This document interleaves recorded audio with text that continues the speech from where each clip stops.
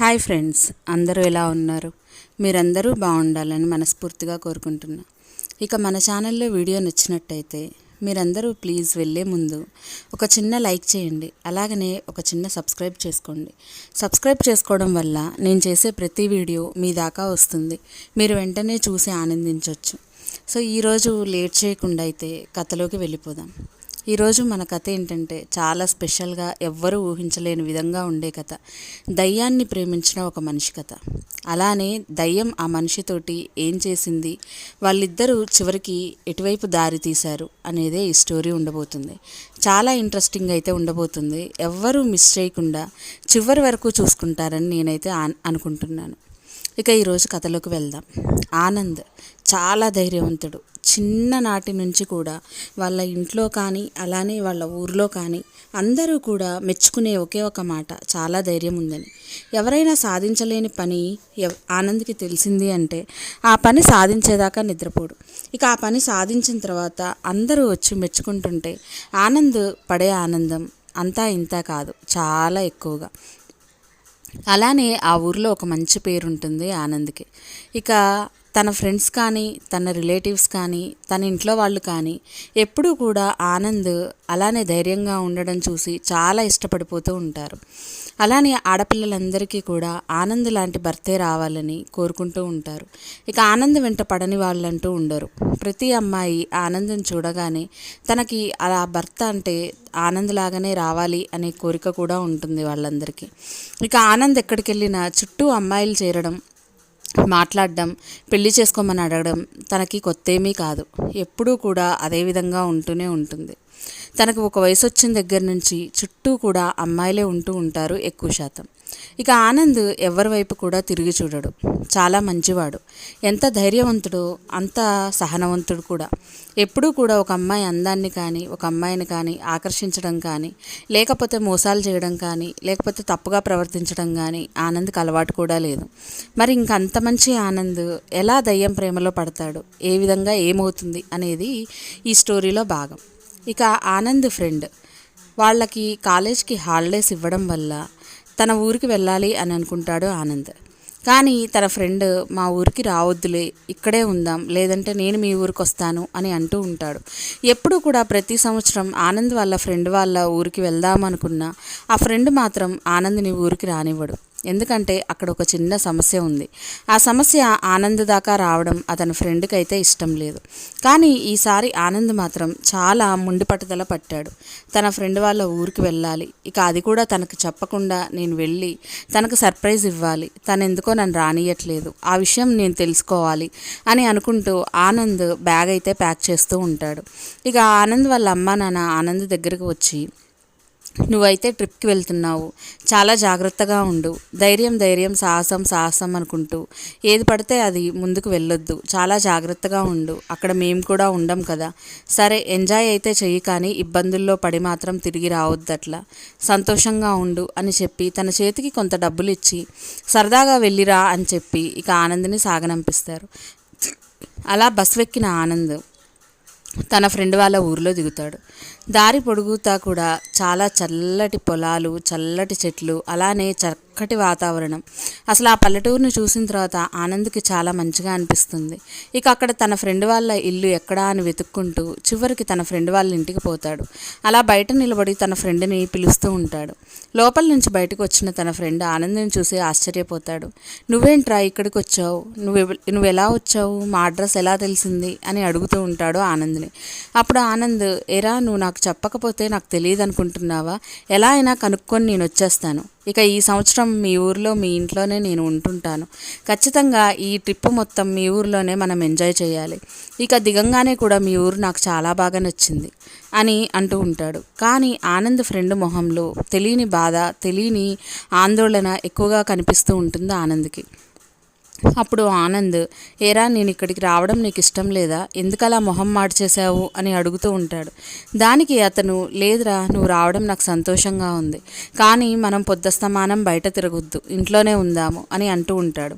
ఆ మాటకి ఆనంద్ ఆలోచిస్తూ ఉంటాడు. వీడెప్పుడు ఇలా ఉండడు కదా, కానీ ఇప్పుడు మాత్రం ఎందుకు అంటున్నాడు, సరే బయటికి వద్దు అంటున్నాడంటే బయట ఏదో విషయం అయితే ఉంది, అది నేను తెలుసుకోవాలి అని మనసులో అనుకుంటాడు ఆనంద్.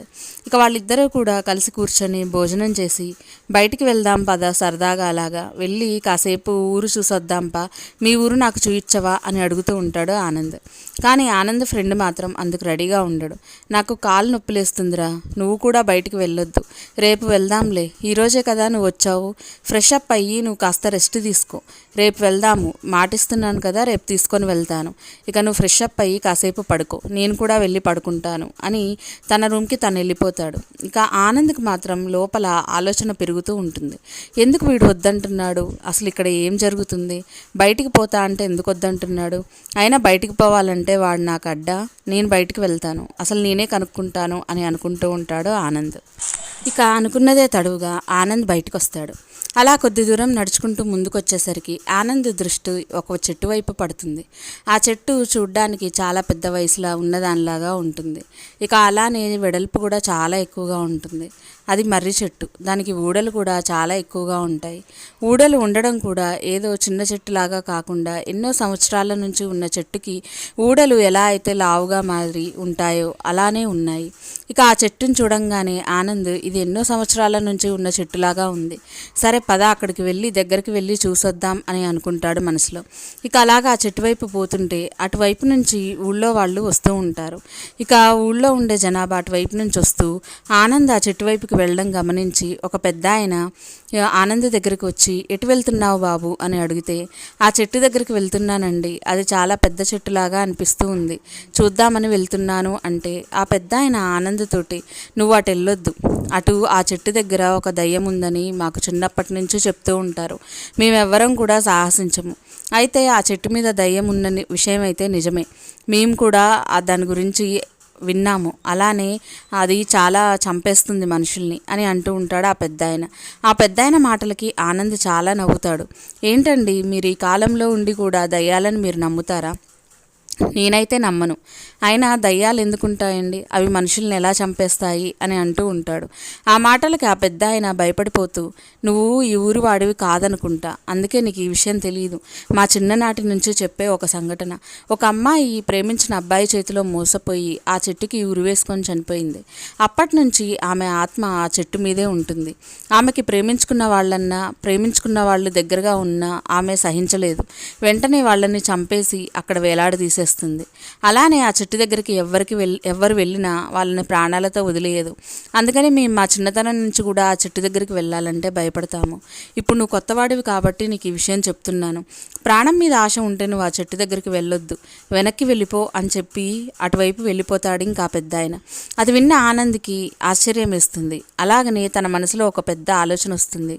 అదేంటి అంటే, ఇంతలా తెలిసిన తర్వాత వెనక్కి నేను ఎలా వెళ్తాను, అసలు ఆమెకు ప్రేమికులంటే ఎందుకంత అసహ్యం, తను ప్రేమలో ఓడిపోతే మిగతా వాళ్ళు ప్రేమలో గెలవద్దా, వాళ్ళు కూడా చనిపోవాలా, అసలు అంతలా ప్రేమలో ఓడిపోయిన అమ్మాయిని నేను ప్రేమిస్తే అప్పుడు నాకు ప్రశాంతంగా ఉంటుంది కదా, అప్పుడే కదా నేను ధైర్యం చేసినట్టు, అయితే ఈ ధైర్యం నేనే చేస్తాను, వీళ్ళందరూ దాని దరిదాపుల్లోకి పోవడానికి భయపడితే నేను డైరెక్ట్గా వెళ్ళి ఆమెకు ఐ లవ్ యూనే చెప్పొస్తాను అని మనసులో అనుకుంటాడు.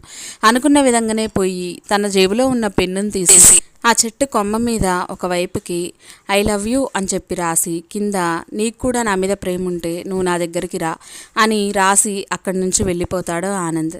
ఇక ఆ చెట్టు దగ్గర రాసిన తర్వాత తన ఫ్రెండ్ వాళ్ళ ఇంటికైతే వెళ్తాడు. ఇక అక్కడికి వెళ్ళిన తర్వాత చాలాసేపు ఆలోచిస్తూ ఉంటాడు. ఇప్పుడు నేను అక్కడ రాశాను కాబట్టి తను నా దగ్గరకు వస్తుందా, నిజంగానే తను నన్ను ప్రేమిస్తుందా, వస్తే తను ఎలా ఉంటుంది, అసలు దయ్యాలు ఎలా ఉంటాయి, ఒకవేళ ఆ పెద్ద ఆయన చెప్పిన మాట నిజమైతే నేను దయ్యాన్ని చూసిన వాడిని అవుతాను, ఒకవేళ అబద్ధమైతే నా ఆలోచనే కరెక్ట్ అవుతుంది, ఈ కాలంలో దయ్యాలు లేవని. సరే ఏదైనా మన మంచికే కదా అని ఎదురు చూస్తూ ఉంటాడు. కానీ ఎంతసేపటికి ఎవరు వచ్చిన అలికిడి కానీ ఏది కానీ ఉండదు. ఇక తన ఫ్రెండ్ తను నైట్ పూట భోజనం చేసి అలా డాబా మీదకి వెళ్ళి పడుకుందామని అనుకుంటారు. కానీ తన ఫ్రెండ్ ఊళ్ళోకి వెళ్ళి ఇలా చేసొచ్చిన విషయం పాపం ఆనంద్ వాళ్ళ ఫ్రెండ్కి తెలియదు. ఇక తెలియక ఇద్దరు కూడా ఇంట్లో ఉన్నారనుకుని పైకి వెళ్ళి ఫుల్గా తినేసి పైన చల్లటి గాలి రావడంతో అక్కడే పడుకుందాం అనుకుంటారు. ఇక అలా ఇద్దరూ కూడా అలసిపోవడం వల్ల బాగా నిద్రపోతారు. ఇక నిద్రపోయిన తర్వాత ఆనంద్ చెవి దగ్గరికి వచ్చి ఎవరో తన చెవి మెలితిప్పినట్టుగా అనిపిస్తూ ఉంటుంది. కానీ ముందు గాలి వల్ల తన చెవికి ఎక్కువ గాలి తగిలి లేదంటే ఏవో ధూళి దుమ్ము తగలడం వల్ల స్పర్శ తెలుస్తుందేమో అనుకుంటాడు. ఇక అలా నిద్రలో ఉన్నా కానీ ఆనంద్కి చెవి సెకండ్కి నొప్పి పెరగడం మొదలవుతుంది. చెవి పూర్తిగా మెలితిప్పినట్టే అనిపిస్తూ ఉంటుంది. ఇక ఆ నొప్పికి ఒక్కసారిగా కళ్ళు తెరుస్తాడు. కళ్ళు తెరిచి ఆ చెవి దగ్గర చేయి పెట్టి చూసుకుంటాడు. ఎవ్వరూ ఉండరు. అలానే అటుపక్క ఇటుపక్క చూస్తారు, కానీ ఎవ్వరూ ఉండరు. సరే అని మళ్ళీ చూసి ఏదో గాలి వల్లనో లేకపోతే ఏమైందో తెలియదు కానీ నొప్పి అయితే అనిపిస్తూ ఉంటుంది ఆనంద్కి. ఇక ఒకవైపుకి తిరిగి పడుకుంటాడు. అలా తిరిగి పడుకున్న తర్వాత కాసేపటికి మళ్ళీ నిద్ర పడుతుంది.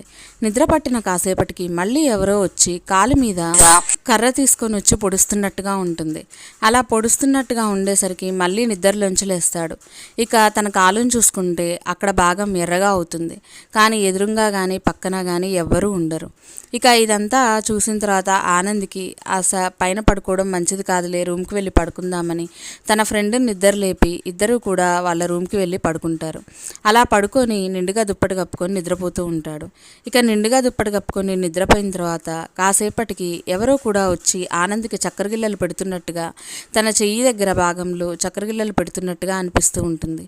ఇక గట్టిగా నవ్వుతూ ఆనంద్ లేస్తాడు. అలా ఉలిక్కిపడి లేసేసరికి పక్కనే ఉన్న ఆనంద్ ఫ్రెండ్ కూడా నిద్ర లేసి ఏమైందిరా నీకు, సడన్గా పిచ్చి నవ్వు నవ్వుతున్నావు, అలానే ఉలిక్కిపడి లేసావు, ఏమైంది అని అంటూ ఉంటాడు. కానీ ఆనంద్కి ఎవరు చక్కలిగిలు పెట్టారు ఏం చేస్తున్నారో కూడా అర్థం కాదు. ఎదురుగా ఉన్న ఫ్రెండ్ని చూసి ఏమీ చెప్పలేక ఏం లేదు లేరా ఏదో కల వచ్చింది నువ్వు పడుకో అని అంటూ ఉంటాడు. ఇక ఆ పూటకి పడుకొని ఉదయాన్నే నిద్రలేస్తారు. నిద్ర లేచిన తర్వాత ఆనంద్కి మళ్ళీ ఆ చెట్టు దగ్గరికి వెళ్ళాలనిపిస్తుంటుంది. ఎందుకంటే నిన్న పెన్నుతోటి అక్కడున్న కొమ్మపై రాసొచ్చాడు. దానికి ఏమన్నా చిరిగిపోతుందా లేకపోతే దానికి ఏమన్నా సమాధానం ఉందా అని చెప్పి ఆలోచించుకుంటూ మళ్ళీ ఆ చెట్టు దగ్గరికి పోతాడు తన ఫ్రెండ్కి చెప్పకుండా. ఇక అక్కడికి వెళ్ళిన తర్వాత తను ఎక్కడైతే రాశాడో ఐ లవ్ యూ అని ఉన్న చోట తను చూస్తాడు. అక్కడ చూస్తే ఓన్లీ ఐ ఉంటుంది, యూ ఉంటుంది, మధ్యలో లవ్ అనేది ఉండదు. అక్కడ మొత్తం ఎవరో తులిచినట్టుగా అనిపిస్తూ ఉంటుంది. ఐ యూ అని మాత్రమే ఉంటుంది. ఇదేంటి నిన్న పూర్తిగా రాశాను, ఈరోజు ఒక ముక్క చిరిగిపోయినట్టుగా అనిపిస్తుంది అని అనుకుని సరే ఇక్కడైతే చూశాను, నాకు ఏవీ కనపడలేదు, ఎవరూ రాలేదు కదా అని అనుకుంటూ మళ్ళీ వెళ్తాడు. ఇక ఆ రోజు ఆనంద్ ఫ్రెండ్ చెప్పినట్టుగా ఆనంద్ని వాళ్ళ ఊరు మొత్తం చూపిస్తాడు. కానీ అక్కడున్న మర్రి చెట్టు దాని విశేషాల గురించి మాత్రం మాత్రం చెప్పడు. అలా ఒకటి ఉందని కూడా ఆనంద్కి చెప్పడు. ఎందుకంటే ఇతను ఏదైతే వద్దు అని చెప్తాడో ఆ విషయాన్ని ఆనంద్ చేసి చూపిస్తాడని తెలుసు కాబట్టి ఆనంద్కి ఆ విషయాలు ఏవీ తెలియకుండా జాగ్రత్త పడతాడు. కానీ తన ఫ్రెండ్కి తెలియకుండా ముందే అన్నీ తెలుసుకున్న ఆనంద్ మాత్రం తన ఫ్రెండ్కి ఏమీ చెప్పకుండా ఆ చెట్టుతో ఆడుకుంటూ ఉంటాడు. ఇక ఆ రోజు కూడా ఇంటికి వెళ్తారు. ఇంటికి వెళ్ళి అలా పడుకుంటే ఎవరో కాలింగ్ బెల్ నొక్కిన సౌండ్ వస్తూ ఉంటుంది. కానీ తన ఫ్రెండ్ మాత్రం విపరీతమైన నిద్రలో ఉంటాడు. ఆనంద్కి మాత్రం మెలకువ వస్తుంది కాలింగ్ బెల్ సౌండ్ వినేసరికి. ఇక ఈ టైంలో ఎవరు వచ్చుంటారు అని బయటికి వచ్చి తన తలుపు అయితే తీస్తాడు. అలా తలుపు తీయంగానే అక్కడ ఎవరో ఒక ముసలావిడ నిలబడి ఉంటుంది. అలా నిలబడి ఉండి వణుకుతూ ఉంటుంది. అలా వణుకుతూ ఉండేసరికి ఆనంద్ ఆవిడ్ని చూసి ఎవరమ్మా మీరు, ఈ ఇంటికి ఏమన్నా బంధువులా, మీరు ఈ టైంలో వచ్చారు అని అడుగుతూ ఉంటాడు.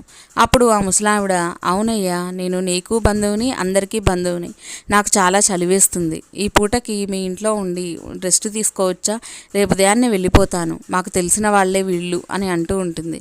సరేలే తన ఫ్రెండ్కి తెలిసిన వాళ్ళే అయి ఉంటారు, లేకపోతే అంత ధైర్యంగా వచ్చి తలుపు కొట్టి మరీ ఎందుకు మాట్లాడతారు, ఈ టైంలో తన ఫ్రెండ్ని వాళ్ళందరినీ ఎందుకు నిద్ర లేపడం, అది కూడా ఒక ముసలావిడ కదా అని చెప్పి ఆనంద్ అనుకొని, రండమ్మా మీరు ఇంట్లోకి వచ్చి పడుకోండి, ఉదయాన్నే లేచి వెళ్దురు కానీ, వాళ్ళకి రేపు ఉదయాన్నే చెప్దురు కానీ అని చెప్తాడు.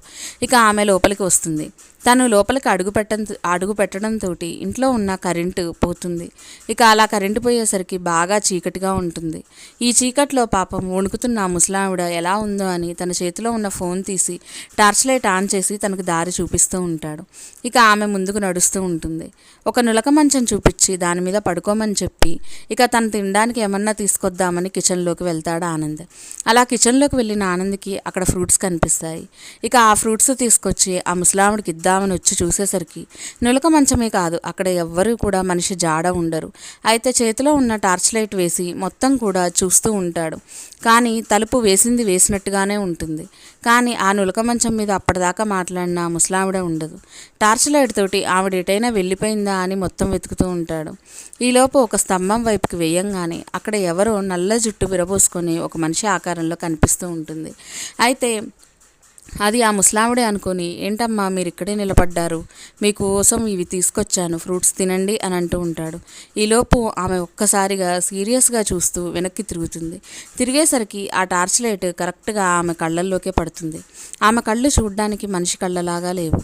తెల్లటి ఆ గుడ్లతోటి, అలానే తెల్లటి గుడ్డు లోపల నల్లటి గుడ్డు కూడా ఉండదు. పూర్తిగా తెల్లగా ఉన్న సినిమాల్లో చూపించిన దయ్యాల కళ్ళలాగానే ఉంటాయి. ఇక ఆమె జుట్టు పూర్తిగా విరబోసుంటుంది. ఇక ఆమె కళ్ళల్లోకి వేసిన టార్చ్ లైట్ కిందికి కూడా తిప్పలేకపోతాడు ఆనంద్. ఆమెను ఒకేసారి ఆ చీకట్లో ఆ టార్చ్ లైట్ వెలుతురులో చూసిన ఆనంద్ చాలా భయపడిపోతాడు. చాలా భయపడిపోయి 2 అడుగులు వెనక్కి జరుగుతాడు. ఇక టార్చ్ లైట్ కిందికి అటు ఇటు తిప్పుదామన్నా ఆనంద్ చెయ్యి సహకరించదు. అలానే ఉంటుంది. ఇక ఆమె అడుగులో అడుగు వేసుకుంటూ ముందుకు వస్తూ ఉంటుంది. ఆమె అలా ముందుకు వస్తున్న కొద్దీ ఆనంద్ అడుగులో అడుగు వేసుకుంటూ వెనక్కి జరుగుతూ ఉంటాడు. ఆమె ముందుకు వస్తూ ఉంటుంది, ఇతను వెనక్కి జరుగుతూ ఉంటాడు. అలా ఆమె ముందుకు వస్తున్న కొద్దీ ఆనంద్ వెనక్కి జరుగుతూ అక్కడే ఉన్న ఒక స్తంభానికి గుద్దుకుంటాడు. అలా గుద్దుకునేసరికి ఒక్కసారిగా టార్చ్ లైట్ తోటి వెనకాలేదో తగిలిందన్న భయంతో వెనక్కి తిప్పుతాడు. అలా టార్చ్ లైట్ వెలుతురులో ఆ స్తంభం మాత్రమే కనిపిస్తుంది. ఇక తన ముందున్న ఆమె ఎవరో ఇంకా ముందుకొచ్చిందేమోనని ముందుకు తిప్పుతాడు. కానీ ఆ ముందు ఎవ్వరూ కనిపించరు. అప్పటిదాకా తన ఎదురుగా నడుచుకుంటూ వచ్చిన ఒక ఆమె ఇప్పుడు కనిపించకపోయేసరికి ఆనంద్ ఆశ్చర్యపడిపోతాడు. ఇందాకేమో ముసలామ కనిపించింది, ఇప్పుడేమో ఎవరో కనిపించారు. కానీ వాళ్ళ రూపం అర్థం కాలేదు. కానీ వాళ్ళ కళ్ళు అంత కోపంగా నన్నెందుకు చూస్తున్నాయి అనుకుంటూ టార్చ్ లైట్ మళ్ళీ అటు ఇటు వేసి తిప్పుతాడు. కానీ ఈలోపు కరెంటు వచ్చేస్తుంది. కరెంటు వచ్చేసరికి అక్కడ ఉన్న ఇల్లంతా కూడా తిరిగి చూస్తాడు. కానీ ఆ చీకటి వెలుతురులో ఉన్న ఆ ముసలి ఆవిడ కానీ అలానే ఆ కళ్ళకు సంబంధించిన ఆవిడ కానీ ఎవ్వరూ ఉండరు. ఇక అంతా నిశ్శబ్దంగా ఉంటుంది. ఈ సమయంలో ఎవరిని లేపడం ఇష్టం లేని ఆనంద్ మళ్ళీ తన రూమ్కి వెళ్ళి పడుకుంటాడు. మళ్ళీ తెల్లారి లేచి ఆ చెట్టు దగ్గర ఇంకేమన్నా గుర్తు చెరిగిపోయిందేమని ఆత్రతగా బయలుదేరి వెళ్ళిపోతాడు. ఇక ఆ రోజు ఐ అనేది పోతుంది, కేవలం యు అనేది ఉంటుంది. ఆ యు అనేది ఉండేసరికి ఇంకా మళ్ళీ ఈరోజు ఏమవబోతుందో అని చెప్పి అనుకొని మళ్ళీ తిరిగి ఇంటికి వచ్చేస్తాడు. అలా ఇంటికి వచ్చిన తర్వాత ఆ 2 రోజులు జరిగిన విషయాల గురించి తలుచుకుంటూ ఉంటాడు. ఇక ఎంతసేపటికి కూడా ఆనంద్కి ఏ విషయం అర్థం కాదు. ఇక మళ్ళీ ఉండబట్టలేక ఆ చెట్టు దగ్గరికి వెళ్ళి ఇంకొక కొమ్మ పోయి, అసలు నువ్వెవరు, నువ్వు నా దాకా ఎందుకు వచ్చావు, సరే నేను నీకు ఐ లవ్ యూ అని చెప్పాను, కానీ నువ్వు దానికి నాకు సమాధానం ఏమీ చేయకుండా నువ్వు ఎందుకని ఆ 2 అక్షరాలు మాత్రం చెరిపివేశావు, నాకు సమాధానం కావాలి, నువ్వు ఈ చెట్టుపైనే సమాధానం రాసించు, రేపు ఉదయం నేను వచ్చి చూస్తాను అని రాసి పెట్టేసి మళ్ళీ వస్తాడు. ఇక మళ్ళీ వచ్చి ఆ రోజు పడుకుంటాడు. ఆ రోజు ఎవరు కూడా ఏ ఇబ్బంది పెట్టరు. మళ్ళీ మరుసటి రోజు తెల్లారి లేవంగానే ఆ చెట్టు దగ్గరికి వెళ్తాడు. ఆ చెట్టు దగ్గరికి వెళ్ళేసరికి తను రాసిన కొమ్మ పైన ఏవీ కూడా కనపడవు. కానీ తిరిగి మళ్ళీ ఎవరో రాస్తారు. ఇక నువ్వు నా దాకా వచ్చావు, నేను నిన్ను పిలవలేదు, కానీ వన్స్ నా దాకా వచ్చిన తర్వాత నువ్వు నన్ను వదిలిపోలేవు, నేను నిన్ను వెళ్ళను, అది గుర్తుంచుకో అని చెప్పి మళ్ళీ రాసుంటారు. అలా రాసుండేసరికి ఇంకా ఆలోచనలో పడిపోతాడు ఆనంద్. ఇది రాసింది దయ్యమా, అసలు ఆ దయ్యం అయితే నా దాకా రావాలి కదా, ఎందుకు రావట్లేదు అని అనుకుంటూ ఉంటాడు. ఇక ఆ రోజు ఇంటికి వెళ్ళిపోతాడు. మళ్ళీ అక్కడికి వెళ్ళిన తర్వాత చుట్టుపక్కల ఉండే గ్రామాలకు వెళ్ళి అక్కడ ఉండే జాతర అవన్నీ కూడా చూసుకొని మళ్ళీ చీకటి పడేసరికి ఇంటికి వస్తాడు. ఇంటికి వచ్చే దారిలో ఒక ఆమె ఆనంద్ వైపు చూసి నవ్వుతూ ముందుకు వెళ్ళిపోతుంది. ఆమెను చూసిన ఆనంద్ చూడంగానే ఆమె అందానికి పడిపోతాడు. ఆమె చాలా సౌందర్యంగా ఉండడమే కాదు, చక్కగా సాంప్రదాయబద్ధంగా చీర కట్టుకొని తన జడలో పువ్వులు పెట్టుకొని చక్కగా చూసుకుంటూ నవ్వుతూ చాలా సాంప్రదాయబద్ధంగా ఉన్న ఆమెను చూడంగానే ఆనంద్ కూడా ఆకర్షితుడవుతాడు. ఆమె వెనకాల వెళ్దామనుకుంటాడు, కానీ తన పక్కనే ఫ్రెండ్ ఉండడం వల్ల ఆమె వైపుకి వెళ్ళలేకపోతాడు. ఇక ఆనంద్ వాళ్ళ ఫ్రెండ్ వాళ్ళ ఇంటికి వెళ్ళిపోతారు ఇద్దరు కూడా. ఇంకా అక్కడికి వెళ్ళిన తర్వాత మళ్ళీ ఆ అమ్మాయి గుర్తొచ్చి మళ్ళీ బయటికి వస్తాడు. అలా బయటికి వచ్చి కొద్ది దూరం నడవంగానే ఆ అమ్మాయి మళ్ళీ ఎదురుగా కనిపిస్తుంది. అలా కనిపించేసి ఆ అమ్మాయి దగ్గరికి వెళ్ళి మాట్లాడదామనుకొని దగ్గరగా వెళ్తాడు. అలా వెళ్ళి ఆమెతో మాట కలుపుదామని చూస్తే ఈలోపు ఆ అమ్మాయి తరపు వాళ్ళు ఎవరో వచ్చేసరికి ఆ అమ్మాయి వెళ్ళిపోతుంది. ఇక సరే అని ఆ అమ్మాయి వెళ్ళిపోయిందని ఇంటికి వచ్చి పడుకుంటాడు. ఆ రోజు నైట్ పూట ఎవరో తలుపు కొట్టిన సౌండ్ మళ్ళీ వస్తుంది. ఆనంద్కి ఈసారి కొంచెం టెన్షన్ అవుతూ ఉంటుంది ఆనంద్కి. ఎందుకంటే మళ్ళీ అంతకు ముందులాగా ఒక ముసలావిడ కానీ లేకపోతే ఆ కళ్ళకు సంబంధించిన ఆవిడ కానీ మళ్ళీ వచ్చారా అని అనుకొని ఈసారి నేనైతే వెళ్ళను, తలుపు తీయను అనుకుంటూ అలానే పడుకుంటాడు. ఎంతసేపు అయినా కాలింగ్ బెల్కి ఎవ్వరూ లేవరు. ఆనంద్కి మాత్రం ఆ కాలింగ్ బెల్ సౌండ్కి నిద్ర పట్టదు. ఇక లేచి వెళ్ళి చూద్దామని చెప్పి అనుకొని లేచి వెళ్ళి ఆ తలుపు తీస్తాడు. ఆ తలుపు తీయంగానే ఆనంద్ కళ్ళు ఆనందంతో వెలిగిపోతాయి. ఎదురుగా ఎవరో కాదు, ఆ రోజు తను ఎవరినైతే చూసి ఇష్టపడ్డాడో ఆ అమ్మాయే ఎదురుగా ఉంటుంది. ఆ అమ్మాయిని చూసి నోట మాట రాదు ఆనంద్కి. ఏం మాట్లాడాలో అర్థం కాని పరిస్థితుల్లో అలా నిలబడిపోయి ఉంటాడు. ఆ అమ్మాయి ఆలోచిస్తూ ఇలా మాట్లాడుతూ ఉంటుంది. ఏమండి, నేను దారి తప్పాను, మా ఇంటికి ఏ దారిలో వెళ్ళాలో నాకు అర్థం కావట్లేదు, నాకు కాస్త తోడుగా వస్తారా మా ఇంటి దాకా? నాకు ఈ ఊరు తెలియదు, నేను ఈ ఊరికి కొత్తగా వచ్చాను, నాకు ఒక్కదానికే వెళ్ళడానికి భయం వేస్తుంది, మీరు నాకు తోడుగా వస్తారా అని అంటూ ఉంటుంది. ఇక ఆనంద్ అమ్మాయిని చూసి ఇష్టపడడమే ఆలస్యం. అలానే ఆ అమ్మాయి వచ్చి మాట్లాడిన తర్వాత ఇంకా ఆనంద్ కూడా వెనకాలే వెళ్తాడు. అలా తలుపు దగ్గరికి వేసి వాళ్ళిద్దరూ నడవడం మొదలు పెడతారు. ఇక ఆనంద్ నిదానంగా చిన్న కంఠంతో, ఎవరండి మీరు, మీ పేరేంటి, మీ పేరు తెలుసుకోవచ్చా అని అంటూ ఉంటాడు. దానికి ఆ అమ్మాయి, నా పేరు ఊర్వశి అండి, నేను ఈ ఊరికి కొత్త, నేను నాకు ఈ వీధులు కానీ ఈ ఊరు కానీ ఎవరూ తెలియదు, దారి తప్పాను, అందుకే మీ తలుపు కొట్టి మిమ్మల్ని అడిగాను అని అంటూ ఉంటుంది. కానీ ఆనంద్ మనసులో ఎక్కడ లేని సంతోషం ఉంటుంది. ఎవరినైతే తనతో మాట్లాడాలి అని అనుకుంటాడో ఆమె ఉదయం తప్పిపోయింది అనుకుంటే ఇప్పుడు కళ్ళెదురుగానే వచ్చి మాట్లాడుతుంది అనే సంతోషంతో ఇంకా ఉక్కిరి బుక్కిరి అవుతూ ఉంటాడు. ఇక ఆ అమ్మాయి ఓరగా చూస్తూ ఆనంద్ వైపు చూసి నవ్వుతూ ఉంటుంది. ఇక అలా నవ్వేసరికి ఆనంద్కు కూడా చాలా సంతోషం అనిపిస్తూ ఉంటుంది. ఈ అమ్మాయికి కూడా నేను నచ్చినట్టున్నాను, ఇంకా ఈ అమ్మాయికి నేను నచ్చి నాకు ఈ అమ్మాయి నచ్చితే చక్కగా మా ఇంట్లో వాళ్ళతో మాట్లాడి పెళ్లి చేసేసుకోవచ్చు, ఇంకా ఈ అమ్మాయి మళ్ళీ తన ఇంటికి వెళ్ళిపోతే నాకు మాట్లాడడానికి అవ్వదు అని మాట్లాడడం మొదలు పెడతాడు. అలా 10 నిమిషాలు పావుగంట ఇద్దరు కూడా చక్కగా మాట్లాడుకుంటారు. అలా మాట వాళ్ళిద్దరికీ కలుస్తుంది. చాలా మంచిగా అనిపిస్తూ ఉంటుంది. ఈలోపు ఒక్కసారిగా ఉరుము ఉరుముతుంది. ఆ ఉరుముకి ఆ అమ్మాయి శబ్దానికి భయపడి ఆనంద్ని గట్టిగా వాటేసుకుంటుంది. ఇక అతను కూడా ఆ అమ్మాయిని చాలా గట్టిగా వాటేసుకుంటూ ఉంటాడు. కానీ అది ఫస్ట్ మామూలుగా అనిపించిన ఆ తర్వాత ఆనంద్ వెన్నెముక విరిగిపోతున్నట్టుగా, అలానే తన ఒంట్లో నరాలన్నీ దగ్గరకు వచ్చేస్తున్నట్టుగా అనిపిస్తూ ఉంటుంది. ఎందుకంటే చాలా గట్టిగా ఆ అమ్మాయి పట్టుకుంటూ ఉంటుంది. ఇక ఆనంద్కి ఏమీ అర్థం కాదు. నన్ను వదలండి, నాకు వీపంతా నొప్పిగా ఉంది అని అంటున్నా సరే ఆ అమ్మాయి ఇంకా బలంగా పట్టుకుంటుందే తప్పించి ఆనంద్ని మాత్రం వదలడం లేదు. ఇక ఆ అమ్మాయి అంత గట్టిగా పట్టుకునేసరికి ఆనంద్ ప్రాణం గాల్లోనే తేలుతూ ఉంటుంది. ఎందుకంటే వెన్నెముక విరిగినట్టుగా అంత నొప్పితో భరించలేని బాధతో ఆనంద్ అరుస్తూ ఉంటాడు. అలా అరుస్తుండేసరికి ఆ అమ్మాయి విచిత్రంగా నవ్వుతూ ఉంటుంది. అంత అర్ధరాత్రి పూట చిమ్మ చీకట్లో ఆ అమ్మాయి అంతలా ఎందుకు నవ్వుతుందో, అసలు అతన్ని ఎందుకలా అంత గట్టిగా పట్టుకుందో ఆనంద్కి మాత్రం అర్థం కాదు. ఇక ఆ అమ్మాయి గట్టిగా పట్టుకొని, ఇప్పుడు అర్థమైందా యూ అని ఎందుకు ఉంచాను, ఎందుకంటే నువ్వొక్కడివే నా దాకా రావాలి, నేను తీసుకొని వెళ్తాను, నిన్ను రాసావు కదా నా కోసం, ఇక ఇప్పుడు నాతో పాటే నువ్వు కలిసి రావాలి, తప్పదు అని గట్టిగా విరుస్తున్నట్టుగా ఒత్తుతూ ఉంటుంది ఎముకల్ని కూడా. ఇక ఆనంద్ ఆ నొప్పిని భరించలేక తనకి ఏమైందో, అసలు ఆమె ఏం మాట్లాడుతుందో కూడా అర్థం కాని పరిస్థితుల్లో ఉంటాడు. ఇక చాలా గట్టిగా పెద్దగా అరుస్తూ ఉంటాడు. అంత పెద్దగా అరిచేసరికి అతని మొహం మీద ఎవరో నీళ్లు పోసినట్టుగా ఉంటుంది. మొహం మొత్తం తడితడిగా చెమటతో తడిసి ముద్దైపోయి ఉంటాడు. ఇక ఒక్కసారిగా ఉలిక్కిపడి నిద్రలోంచి లేస్తాడు. అలా నిద్రలోంచి ఉలిక్కిపడి లేచిన తర్వాత చుట్టుపక్కన ఉండే వాళ్ళందరూ కూడా అతన్ని అడుగుతారు, ఏమైంది బాబు, ఎందుకంత గట్టిగా అరుస్తున్నావు, ఎవరు నిన్ను పట్టుకున్నారు, అంత గట్టిగా ఎవరేం చేస్తున్నారు అని అంటూ ఉంటారు.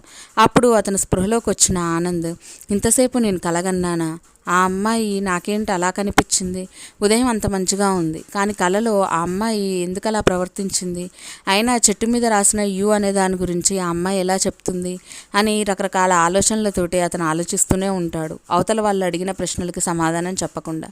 ఇక అతను ఏదో ఆవేశంలోనో లేకపోతే ఆందోళనతోటో షాక్తోటో ఉన్నాడు అని వాళ్ళు కూడా ఎక్కువ ప్రశ్నలు అడగకుండా అతని చేతికి మంచినీళ్ళు ఇచ్చి మంచినీళ్ళు తాగిన తర్వాత పడుకోమని చెప్పి ఇటు వాళ్ళు అటు వెళ్ళిపోతారు. ఇక అలానే ఆనంద్ నిద్రపోతాడు. ఇక తెల్లారి నిద్రలేసిన తర్వాత మళ్ళీ ఆ చెట్టు దగ్గరికి వెళ్తాడు, ఏమన్నా రాసిందేమో అని చూడ్డానికి. కానీ అక్కడ ఏమీ రాసుండదు. ఏమీ రాయకపోవడంతో అతను ఏమీ ఆలోచించకుండా ఇంకింటికి వెళ్ళిపోతాడు. ఆ రోజు మళ్ళీ ఆ అమ్మాయిని వెతకడానికని బయటకు వస్తాడు. ఒక దగ్గరికి వెళ్ళి చూసేసరికి ఆ అమ్మాయి ఒక చెట్టు కింద కూర్చొని ఉంటుంది ఒక్కతే. అలా తనని చూసిన ఆనందంలో ఆనంద్ వెళ్ళి ఆ అమ్మాయి పక్కనే కూర్చొని తనతో మాట్లాడడానికి ప్రయత్నిస్తాడు. కానీ తను ఎందుకో సడన్గా ఉన్నట్టుండి ఏడవడం మొదలు పెడుతుంది.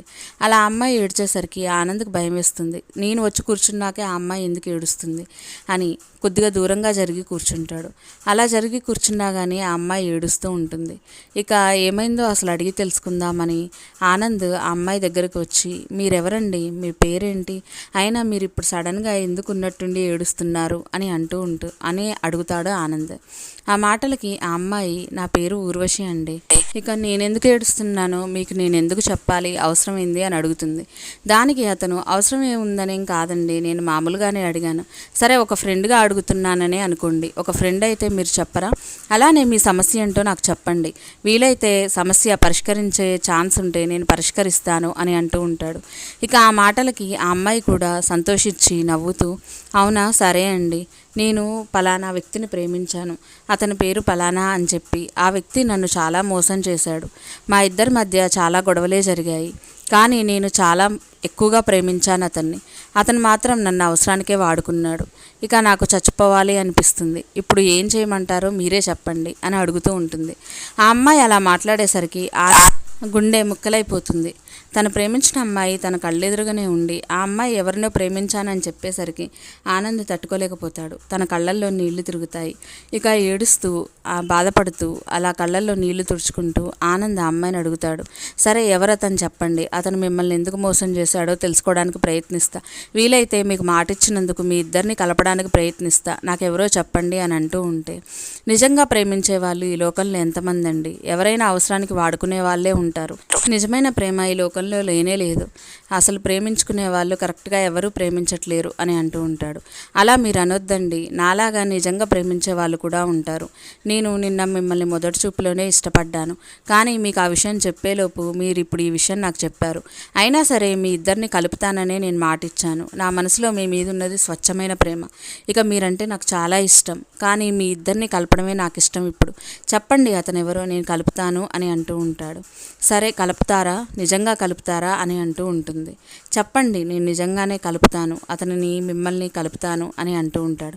దానికి ఆ అమ్మాయి చిన్నగా నవ్వుతూ, మీరు నన్ను కలపలేరులేండి, ఎందుకంటే అతను ఆల్రెడీ వేరే పెళ్లి చేసుకున్నాడు, తన పెళ్ళాం బిడ్డలతో సంతోషంగా ఉన్నాడు, ఇక నేను మాత్రమే ఇలా మిగిలిపోయాను జీవోత్సవంలాగా, నాకు ఏ సుఖము ఏ సంతోషం లేక ఇక్కడిక్కడ పడి తిరుగుతున్నాను, ఇక నా మీద మీరు ప్రేమ చూపిస్తున్నారు అంటున్నారు, కానీ మీ ప్రేమ ఎంతవరకు నాకు తెలియదు, ఒకవేళ నేను చనిపోయినా నాతో పాటు చనిపోవడానికి మీరు కూడా రెడీగా ఉన్నారా, నిజంగా మీరు నాతో పాటు చనిపోతారా, ఆ ధైర్యం ఉంటే చెప్పండి, మీరు చనిపోవడానికి సిద్ధమైతే నేను కూడా చనిపోతాను, ఇద్దరం కలిసి చనిపోయేదాకొస్తే అప్పుడు నేను మిమ్మల్ని నమ్ముతాను అని అంటూ ఉంటుంది.